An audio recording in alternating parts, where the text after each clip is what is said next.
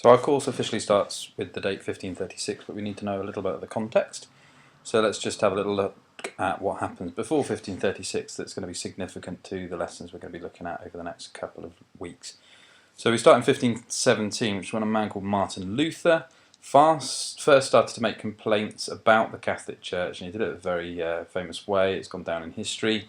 He wrote them on a piece of paper, 95 complaints he made, and he nailed them to his local church's door, and many say that was the start of the European Reformation, where a number of different people started to challenge the authority and the beliefs of the Catholic Church, and it was the start of Protestantism.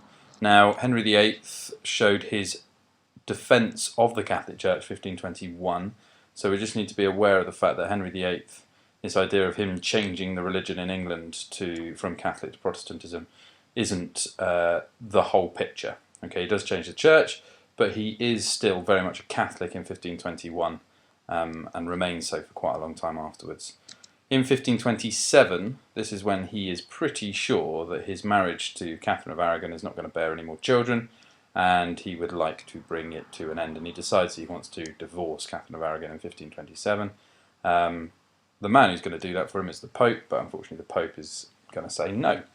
So we have 1532, we fast forward a little bit, and Anne Boleyn, his second wife-to-be, has fallen pregnant. They've started their relationship, and Henry is now desperate to make sure that his marriage to Catherine of Aragon ends in time for him to marry Anne Boleyn, so that their daughter or son could become the next King or Queen of England.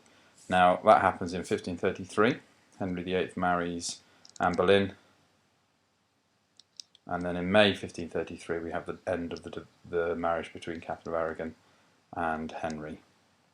And then finally in September of the same year we have Queen Elizabeth being born. When we come back down to the bottom here, we see that Henry VIII in November 1534 was officially made head of the Church of England. So we have, although the break from Rome happened before this was when Parliament agreed that Henry would now be the supreme head of the Church of England. And then the following year was when we have the start of what's known as the dissolution of the monasteries, 1535. So all of this happens before the date range of our course, and we're going to have a little look now at the dissolution of the monasteries in a bit more detail.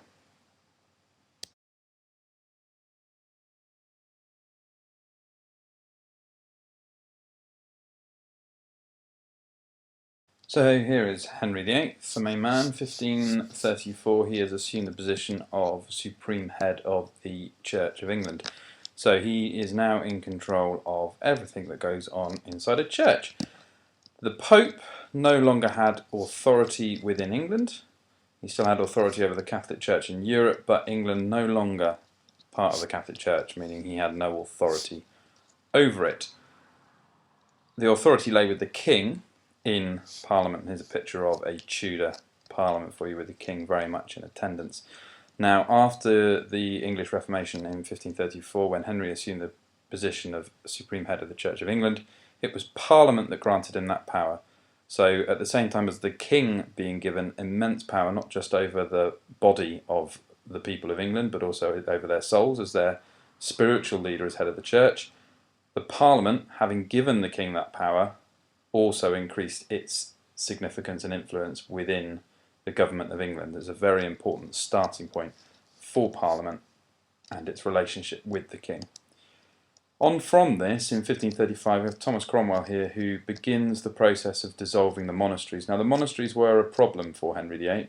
One, because they owned large areas of land and a lot of money, which he wanted to get his hands on, but also because they led fairly secluded lives, and he was concerned that monasteries, monks, would remain loyal to the Catholic Church and cause a bit of a problem for any of the changes that he wished to make to the way the church was run. So he sent Thomas Cromwell out into the great wide world of England and to investigate what was going on in these monasteries.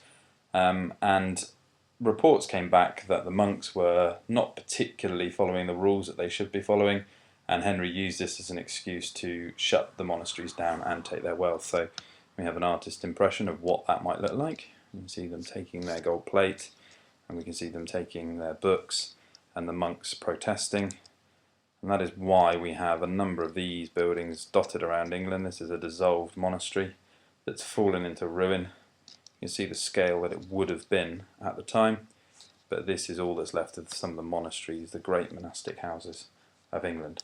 So by the time we get to 1536, which is where we're going to pick up the story in lessons, and we look at the changes that Henry actually made to the church, these are the events that have happened.